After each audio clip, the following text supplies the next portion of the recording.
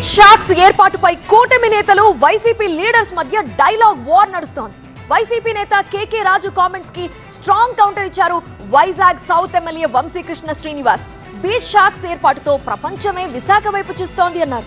అసలు కేకే రాజు ఏమన్నారు, వంశీకృష్ణ కౌంటర్ ఏంటి ఇప్పుడు చూడండి. తీర ప్రాంతానికి ఆనుకుని 12 జిల్లాల్లోని కూడా బీచ్ల్లో బీచ్ షాక్స్ పేరుతో ఉదయం 10 గంటల నుంచి రాత్రి 8 గంటల వరకు కూడా విచ్చలవిడిగా మద్యాన్ని అమ్ముతారంట. అమ్మటం ద్వారా బీచ్లో మద్యం దుకాణాలు తెరచడం ద్వారా అక్కడ మద్యం వ్యాపారం చేయడం ద్వారా టూరిజం పెంచి దాని ద్వారా ఈ రాష్ట్రానికి చంద్రబాబు నాయుడు గారు సంపద సృష్టిస్తారంట.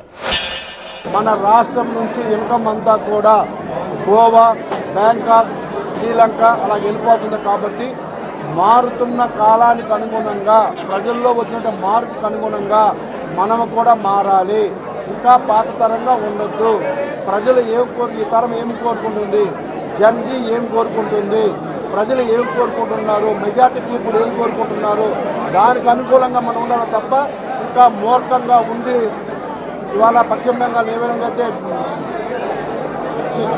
ఎలా చేశారో ఆ విధంగా చేయొద్దు. మన విశాఖపట్నం ప్రజలు, మన రాష్ట్ర ప్రజలు అందరూ కూడా అటు గోవా, బ్యాంకాక్ లేకపోతే వియత్నాం వెళ్ళే పరిస్థితులు ఉన్నాయి. కాబట్టి అలా కాకుండా ప్రపంచం అంతా కూడా విశాఖపట్నం వైపు చూసే విధంగా బీచ్ అభివృద్ధి జరగాలని విశాఖపట్నం ప్రజలు కోరుకుంటున్నారు.